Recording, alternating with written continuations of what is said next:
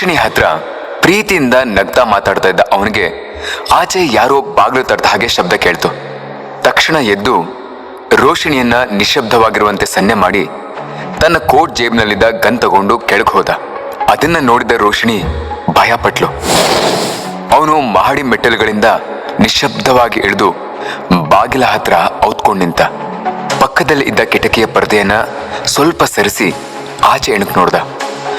ಬಾಗಿಲಿಂದ ಸ್ವಲ್ಪ ದೂರದಲ್ಲಿ ಒಬ್ಬ ಬೈಕ್ನಲ್ಲಿ ಕುಳಿತಿದ್ದಾನೆ. ಇನ್ನೊಬ್ಬ ಯಾರ ಹತ್ರನೋ ಫೋನಲ್ಲಿ ಮಾತಾಡ್ತಾ ಇದ್ದಾನೆ. ಅದನ್ನ ಈತ ಗಮನಿಸತೊಡಗಿದ.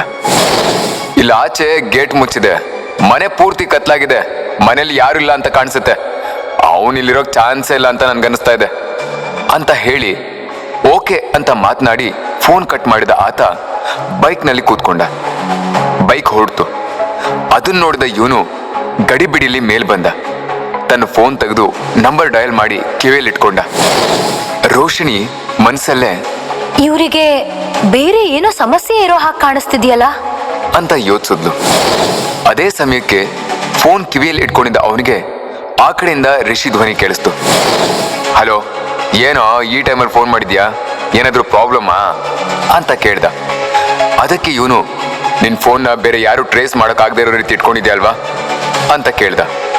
ಅದಕ್ಕೆ ರಿಷಿ, ನೀನೇನು ಭಯ ಪಡಬೇಡಪ್ಪ, ನನ್ನ ಫೋನಿಂದ ಯಾರು ಏನನ್ನು ಕಲೆಕ್ಟ್ ಮಾಡೋಕ್ಕಾಗಲ್ಲ, ಯಾಕೆ ಏನಾಯ್ತು ಅಂತ ಕೇಳ್ದ.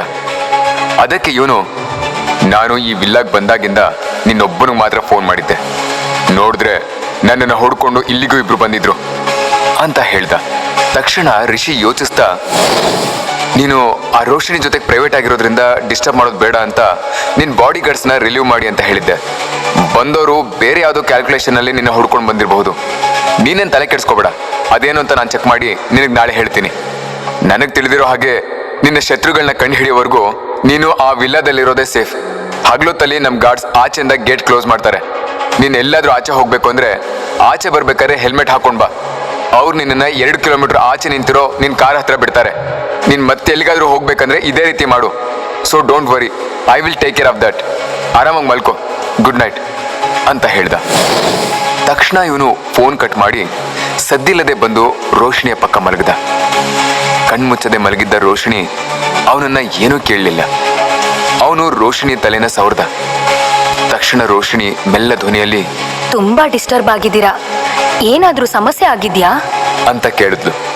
ಅದಕ್ಕೆ ಅವನು, ನಂದು ಯಾವಾಗ್ಲೂ ಇದೇ ರೀತಿ ಟೆನ್ಷನ್ ಲೈಫೇ, ಸಮಸ್ಯೆ ಅನ್ನೋದು ಹೊಸದೇನಲ್ಲ ಹೀಗಂತ ಹೇಳಿ ರೋಶಿನಿನ ತಬ್ಕೊಂಡು ಮಲ್ಕೊಂಡ.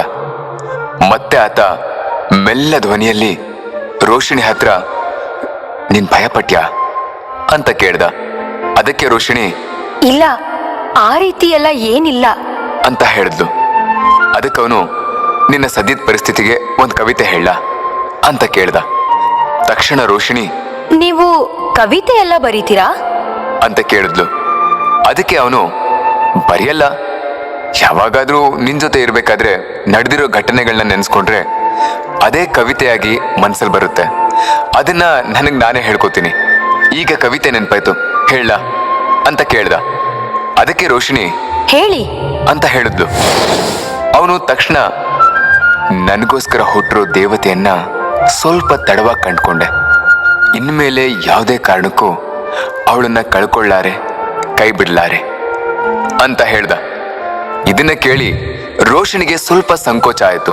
ಇವರು ನನ್ ಮೇಲೆ ಬಹಳ ಪ್ರೀತಿ ಇಟ್ಕೊಂಡಿದಾರಲ್ಲ, ಇದ್ ಸರಿ ಬರುತ್ತಾ ಅಂತ ಯೋಚಿಸಿದ್ಲು. ಮತ್ತೆ ಅವನು, ಕವಿತೆ ಚೆನ್ನಾಗಿದ್ಯಾ ಅಂತ ಕೇಳ್ದ. ಅದಕ್ಕೆ ರೋಶಿನಿ, ಹಾ, ಸೂಪರ್ ಆಗಿದೆ ಅಂತ ಹೇಳಿದ್ಲು. ಅದಕ್ಕೆ ಅವನು ಆಕೆನ ತಪ್ಕೊಂಡು, thank you my angel, thank you ಅಂತ ಹೇಳ್ದ. ಆತ ಏಂಜಲ್ ಅಂದ ಕೂಡ್ಲೆ ರೋಶಿನಿಗೆ ರೋಹನ್ ಮೊದ್ಮೊದ್ಲು ರೋಶಿನಿನ ಭೇಟಿ ಮಾಡಿದ ಘಟನೆ ನೆನಪಿಗೆ ಬಂತು. ಅದು ರೋಶಿನಿಯ friend birthday function. Roshini friends ಜೊತೆ ನಗ್ತಾ ಮಾತಾಡ್ತಾ ಇದ್ದಾಳೆ. ಎಕ್ಸ್ಕ್ಯೂಸ್ ಮೀ ಏಂಜಲ್, ಹೀಗೆ ಯಾರೋ ಕೂಗ್ತಾ ಇದ್ದಾರೆ. ತಿರುಗಿ ನೋಡಿದ್ಲು. ಒಂದು 6 ಫೀಟ್ ಹೈಟ್ ಅಲ್ಲಿ ಮ್ಯಾನ್ಲಿ ಲುಕ್ನೊಂದಿಗೆ ಲವ್ಲಿ ಸ್ಮೈಲ್ ನಲ್ಲಿ ರೋಹನ್ ನಿಂತಿದ್ದ. ಅವನ ಕೈಯಲ್ಲಿ ಸ್ಟೀಲ್ ಗ್ಲಾಸ್ ಹಿಡ್ಕೊಂಡಿದ್ದ. ರೋಶಿನಿ ಅವನ ಹತ್ರ, ನನ್ನ ಹೆಸರು ಏಂಜಲ್ ಅಲ್ಲ ಅಂತ ಹೇಳಿದ್ಲು. ನಿಮ್ ಹೆಸರು ಏನಂತ ಗೊತ್ತಾಗೋವರೆಗೂ ಏಂಜಲ್ ಅಂತಾನೆ ಕರೆಯೋಣ ಅಂದ್ಕೊಂಡೆ.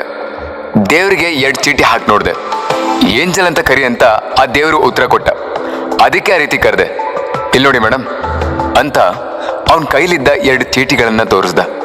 ಜೊತೆಗೆ ಕೈಲಿದ್ದ ಸ್ಟೀಲ್ ಗ್ಲಾಸ್ ಅನ್ನು ತೋರಿಸ್ದ. ರೋಶಿನಿ ಏನಿದು ಅಂತ ಕೇಳಿದ್ಲು.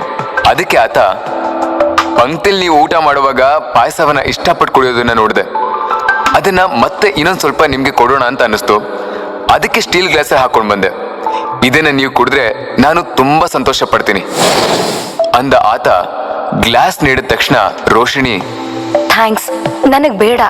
ಹೀಗಂತ ಹೇಳಿದ್ಲು. ಅದಕ್ಕೆ ಅವನು ತಕ್ಷಣ, ಗೊತ್ತಿಲ್ದಿರೋ ವ್ಯಕ್ತಿಗಳ ಹತ್ರ ನೀವು ಇಸ್ಕೊಂಡು ಕುಡಿಯಲ್ಲ ಅಂತ ನಿಮ್ ಫ್ರೆಂಡ್ ಹತ್ರ ರೆಕಮೆಂಡೇಶನ್ ಕೇಳಿದ್ದೀನಿ.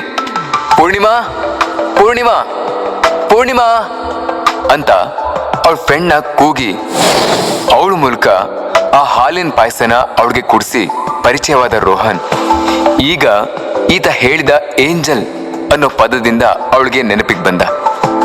ಮತ್ತೆ ರೋಶಿನಿ ನಿಶ್ಶಬ್ದವಾಗಿ ಯೋಚಿಸ್ತಿದ್ದಾಳೆ. 4 ವರ್ಷಗಳ ಹಿಂದೆ ನನಗಿಷ್ಟವಾದ ಹಾಲಿನ ಪಾಯಸವನ್ನ ಕೊಟ್ಟು ನನ್ ಜೊತೆ ಸ್ನೇಹ ಬೆಳೆಸ್ಕೊಂಡವನೇ ಈಗ ಪಾಯ್ಸನ್ ಆಗಿ ಬದಲಾಗಿದ್ದಾನೆ. ಏನ್ ಮಾಡೋದು? ಎಲ್ಲ ನನ್ನ ಹಣೆ ಬರಹ ಅಂತ ಯೋಚಿಸಿದ್ಲು. ಅವನು ಇವಳ ಮೇಲೆ ಕೈ ಹಾಕಿ ತಪ್ಕೊಂಡು ನಿದ್ರಿಸ್ದ. ಇವಳು ಕಣ್ಮುಚ್ಚಿ ನಿದ್ರೆಗೆ ಜಾರದ್ದು. ತಕ್ಷಣ ದಿಢೀರ್ ಅಂತ ಸೆಲ್ ಫೋನ್ ರಿಂಗ್ ಆಗೋದಕ್ಕೆ ಶುರುವಾಯಿತು. ರೋಶಿನಿ ಮೆಲ್ಲಿಗೆ ಕಣ್ ತೆರಿತಾಳೆ. ಹಗಲಿನ ಬೆಳಕು ಕಣ್ಣು ಚುಚ್ತಾ ಇತ್ತು. ಪಕ್ಕದಲ್ಲಿ ಮಲಗಿದ್ದವನ್ ಕಾಣ್ತಾ ಇಲ್ಲ. ಎದ್ದು ರೂಮ್ ಪೂರ್ತಿ ಹುಡುಕಾಡಿದ್ಲು. ಬಾತ್ರೂಮಲ್ಲಿ ಸಹ ನೋಡಿದ್ಲು, ಎಲ್ಲೂ ಇಲ್ಲ. ಎಲ್ಗ್ ಹೋಗ್ಬಿಟ್ರು? ಹೀಗ್ ಹೇಳ್ದೆ ಕೇಳ್ದೆ ಹೋಗೋದು ಏನ್ ಅಭ್ಯಾಸ ಇದು ಅಂತ ಯೋಚಿಸಿದ್ಲು. ಮತ್ತೆ ಫೋನ್ ರಿಂಗ್ ಆಯ್ತು. ಹೋಗಿ ಫೋನ್ ತೆಗೆದು ನೋಡಿದ್ಲು. ರೋಹನ್ ಕಾಲ್ ಮಾಡಿದಾನೆ ಅಂತ ಗೊತ್ತಾಯ್ತು. ಆಗ ತನ್ನಲ್ಲೇ ತಾನು, ಈ ರೋಹನ್ 5 ಲಕ್ಷ ದುಡ್ಡು ಹೇಗ್ ಬಂತಂತ ಕೇಳ್ತಾನಲ್ಲ, ಅದಕ್ಕೇನ್ ಉತ್ತರ ಕೊಡೋದು?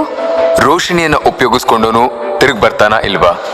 ರೋಹನ್ನ ರೋಶಿನಿ ಹೇಗ್ ಫೇಸ್ ಮಾಡ್ತಾಳೆ ಅದನ್ನ ತಿಳ್ಕೊಳ್ಳೋಣ ಮುಂದಿನ ಭಾಗದಲ್ಲಿ.